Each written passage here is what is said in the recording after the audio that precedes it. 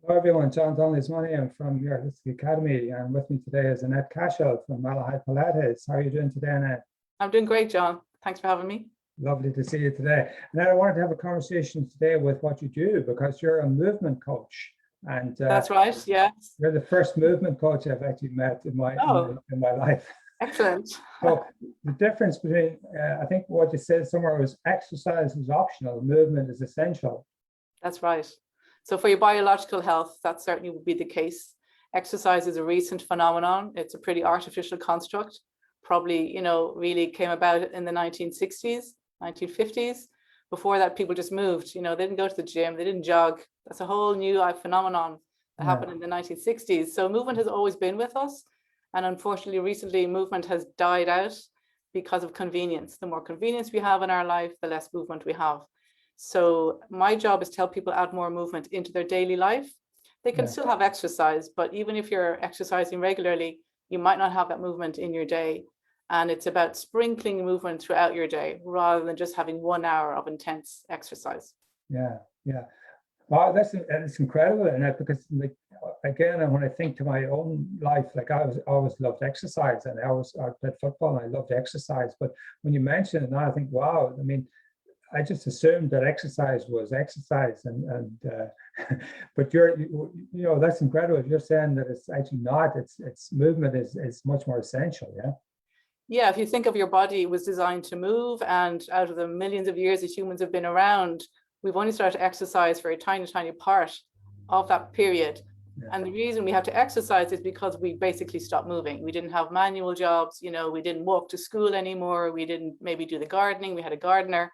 Yeah. All these little micro changes that all add up eventually. So now you live in an age where you don't even have to shut the curtains. You can ask Alexa or somebody else to do it, or change the volume on your radio, or even washing your hands. You don't have to use a bar of soap and do that anymore. You just press the button and you have the foam in your hand. Yeah. So all these tiny changes eliminate movement from our lives.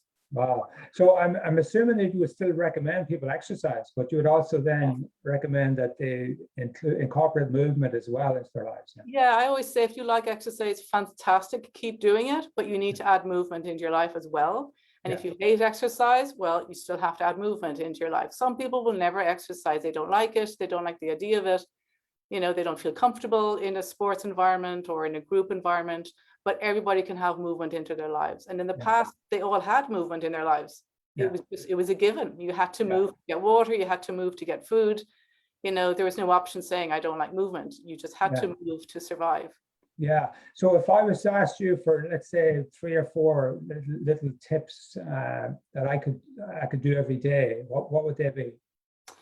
I suppose the number one thing is to sit less. Yeah. Most people are sitting an awful long time, at least 8 hours a day, I would say. And that's already a medium risk in terms of developing all the problems that you get from sitting disease. So sitting less would be the number one thing. And you might have a job that involves sitting at a desk, and even children in school sit at desks. So the idea would be to sit less. For example, if you're having a Zoom call like this, stand up at the start of it. Yeah. Stand up at the start of every Zoom call, and then after 10 minutes, you're tired, that's fine, you sit down, but you're sitting less. That will sneak into your life that you're sitting less than you were before. And there's lots of times when you're, even with a computer, we don't have to be sitting down. Yeah. If you're just checking email or watching a webinar, you can be standing easily versus actually writing content where you feel I have to sit down and concentrate now. So that would be my number one thing, sit less. Yeah. If you can, during your day. You mentioned there's sitting disease, and I didn't know there was a thing called sitting disease. Yeah, I know it sounds like a made-up term, but I didn't make it up. It's been around since 1996, and it was the idea came up. Well, it was written about seriously by the U.S. surgeon. This is the same group that put the link between smoking and cancer. So it's a very serious, source, and they linked inactivity, excessive sitting, with serious diseases. So it's a much higher risk of getting, heart disease, diabetes type 2, obesity, cancers, certain cancers, and even premature death if you sit a long time. And what they found was that didn't matter if you exercise. So if you exercise for 1 hour a day, which is really good now by today's standards, but you sit for 8 hours, that 1 hour of exercise doesn't undo the damage from sitting, unfortunately. It's a separate risk. Yeah. So exercise is great for your heart, for your metabolism, all that, but you have to move throughout the day, even if it's a small amount. It could be 5 minutes every half hour or 5 minutes every hour, just to get up out of your chair and make it more natural for your body. Your body doesn't know if it's sitting at a desk or on the Serengeti, and you're trying to kind of kid your body that you're out in nature and you're moving a little bit. Yeah. Wow. Yeah. Okay.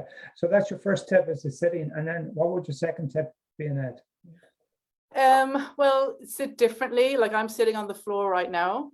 The floor is your friend. I always say that the floor is your friend. It's the most underutilized piece of sports equipment you have in your home. It can be accessed anytime, and we avoid it like the plague because it's such hard work to get down and back up again, which is why you should try and keep it in your life. So like you're watching TV, you could sit on the floor for a little bit, or if you're doing a webinar like this, you could sit on the floor for a little bit. It's not going to be the most comfortable thing. I'm sitting on a yoga bolster, so like a cushion. You don't have to sit down on the floor. You could sit on a lower chair if you haven't got the mobility to get to the floor yet. But it's a skill you want to maintain. It's a very important ability to get down to the floor and back up. And it's not something that necessarily withers with age. People in their 80s in the eastern part of the world will automatically sit on the floor in their 80s because they've always done it. You know, we were able to do it at 2 and 3, no problem. And then we just started losing that ability because we sat in chairs so much. Yeah. So the posture, obviously the posture is important in that then.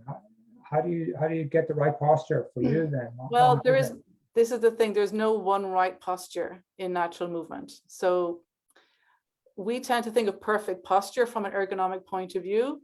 And that's really to minimize damage when you're sitting at a desk for 8 hours at a day. And those points are important, like where your wrists are and where your back is. But from a natural movement point of view, if you're moving every 20 minutes, you're automatically moving from one position to another. And that would be much better than having a perfect posture for 8 hours a day. Yeah. Okay, brilliant. How did you get into this work, Annette? This is really fascinating. How did you end up becoming a movement coach?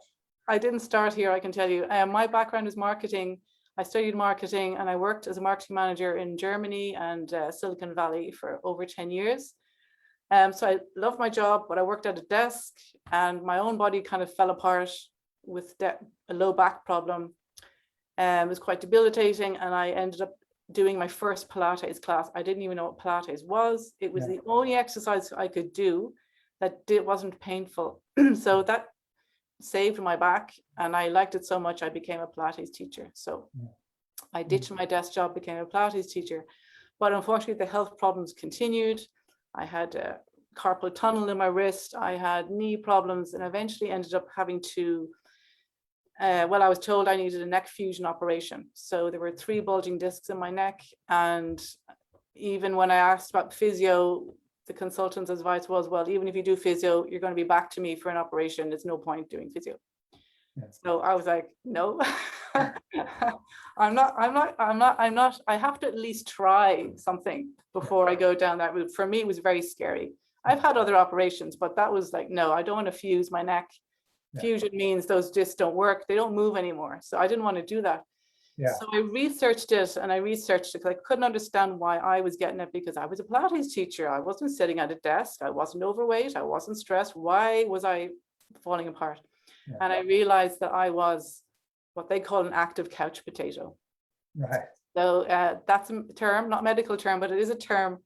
And it's for people who exercise even regularly, but they don't move the rest of the day. And many of us who think we're active are actually active couch potatoes, living in the modern, Western, convenience-laden world. So I looked into that and I realized what I was, which is shocking. And I changed things like sitting on the floor, walking more, sitting less, trying not to wear shoes or minimizing modern shoes. And I avoided the neck fusion operation. So no neck pain, no operation, no physio, but it's gone. Brilliant. So then obviously you want to share that passion you have for that, living that healthy lifestyle then with other people. Yeah. Absolutely. It's very powerful and it's very doable, particularly for people who don't like exercise. This is a very doable, a very optimistic message, and for people who do like exercise, realize there's a lot more to the health of your body than fitness. Fitness, just because you're fit doesn't necessarily mean you're healthy. And we tend to think if you're fit, you're healthy. Not necessarily. Yeah. Not necessarily, especially with your neck, that kind of issue. You might jog every day, but if you're on a computer all day, you have serious problems with your neck that you may not even, well, you probably do feel it, but you're just ignoring it and getting on with the work that you need to do. Sure, yeah. And do you work with a lot of athletes in it? Because I imagine a lot of athletes would actually probably tend to over exercise and overstretch and I mean, obviously footballers and rugby players and all sorts of people get some really bad injuries. Yeah, I don't work with that many athletes. I mean, I've had athletes in my classes and they've worked on this very issue, mobility, particularly feet. Feet are very under, we don't give feet much attention. And it's usually where I start with all my clients first. And for the athletes, I always point them to the rugby team in New Zealand. They grew up not wearing shoes. They play for years and years rugby with no shoes on. Yeah. And maybe that has something to do with how brilliant they are as athletes later. It's not that unusual to move with no shoes on, even in today's modern times. Yeah. If it's accepted in your culture. And you don't have to walk on the street with no shoes, but you can certainly start at home not wearing shoes, or that doesn't mean you can't wear socks. You can wear socks. You don't have to be uncomfortable. But ditch the shoes if you can. Yeah. So there's grinding. I mean, I know I learned how to do grinding exercises where you go out into nature and you take your socks off and you walk. So you'd obviously recommend that, Annette. Yeah. Oh yeah, absolutely. Yeah, and especially this time of year, I always do a foot workshop this time of year. I'll do at the end of May a foot workshop just to get people to what I call summarize their feet. It's a really good time to expose your feet to being outside in grass and sand and wood chip or whatever. And people are quite motivated in the summer to get used to seeing their feet, and working on the feet exercises so that you have that strength and that habit to continue then through the winter. Yeah, brilliant. So what sort of clients do you work with in it generally? Is there any specific target area that you target, or is there I suppose most people are over 35. And when I started, I worked with a lot of people in pain. And I loved working with people in pain because they're really open for change, very motivated to change. Yeah. That's where I came from, and I was really motivated to change. Yeah. So yeah, that would be the general profile. And I also was able to reverse bone loss from my own spine and my hips. So women with osteopenia as well would come to me for workshops and information on that as well. Yeah. And you have some webinars coming up in it, or some workshops coming up? I do. I have a foot workshop on the 29th of May. So that deals with feet in general. And that doesn't mean you have to have a foot problem, because all my private classes would start with your feet anyway. So it's kind of a deep dive into your feet, exercises and lifestyle to improve that. And then I have a free webinar. If people are working from home, particularly, I put this together with COVID because everybody was working from home. Yeah. A webinar on taking the pain out of working from home, and it's a free webinar. It's 45 minutes, and it's a lot of tips about how to sit less, sit differently, add movement to your day without losing your desk job. Yeah, brilliant. Yeah, and then you work one-to-one individually with people as well? Yeah, I do private classes as well. Yeah, absolutely. And I've developed a program for families. So if people, again, I did it with COVID. People were at home trying to homeschool kids and stuff. So if you sign up to my newsletter, you get that automatically for free. It's how to sit less, but it's aimed at families. I mean, adults can do it too, but there's a chart and kids can follow along, and you kind of get ideas of how to bring movement into your children's life as well. Yeah, brilliant. And you do some work in the corporate world then as well, Annette, or do you? That's right. I started doing corporate wellness webinars. So, I've done webinars to corporates that have asked me to turn up and be, a speaker, and then tailor it to their particular needs of the company, whatever they want to talk about in general. But it's always the same message, sit less, sit differently, sit better.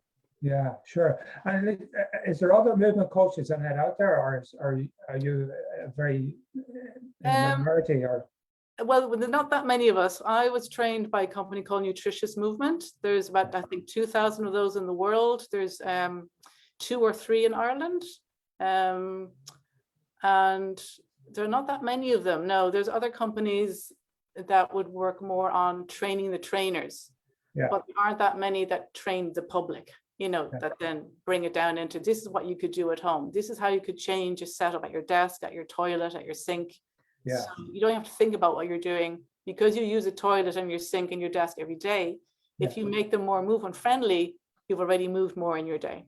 Yeah, brilliant, brilliant. And Annette, I know that you're going to be working with on a project with your Holistic Academy with Jada and Camila. So Right. Jada is Self-Care Solutions. She's written a book called Self-Care Yeah, Solutions I've at got Work. it. And Very good. and then Camila is a yoga teacher. So I'm really looking forward to how that collaboration is going to work out. That sounds like a brilliant sort of package, overall package that people can, you know, can get a little bit of. Absolutely, a huge choice of what you can do to help, you know, maintain your health or improve your health, undo sitting disease damage, or prevent it going forward as well. Yeah, yeah. So that's coming up in, I think that's coming up in June, Annette, is it? You're going to be It's doing the 18th of June. Yeah, really looking forward to that one. Yeah. Yeah. And so tell us, how do people get in touch with you, Annette, then? How do they get to you? Sure. Well, I'm very active on Instagram because I find the photos are very effective, because what I do is a bit weird. People don't really understand it. So when they see the photo, they go, oh, I get you now. I know what you're talking about. So Instagram is the place I'm most active, and I'm known there as Movement Makeovers. I'm on Facebook as well, and I have a website, malahidpilates.com. Yeah, brilliant, brilliant. So people can reach out to you, Annette, and connect with you. And of course, you're also part of our beautiful project at your Holistic Academy as well. So people can connect with you there as well. Yeah. So Annette, is there anything else that you want to ask or talk to me about today? Or that was lovely to hear more about what you do. Yeah. Well, I hope it's more obvious now why movement is essential and exercise is optional. Yeah, yeah. That's brilliant, Annette. Listen, thank you so much, Annette. It's lovely to talk to you, and we'll finish this conversation. What I'll do is put the details of this chat and the details of how we can reach out to Annette if anybody's watching. And thank you so much, Annette. Yeah. Thank you so much. Okay. Thank you so much, Sean. Take care.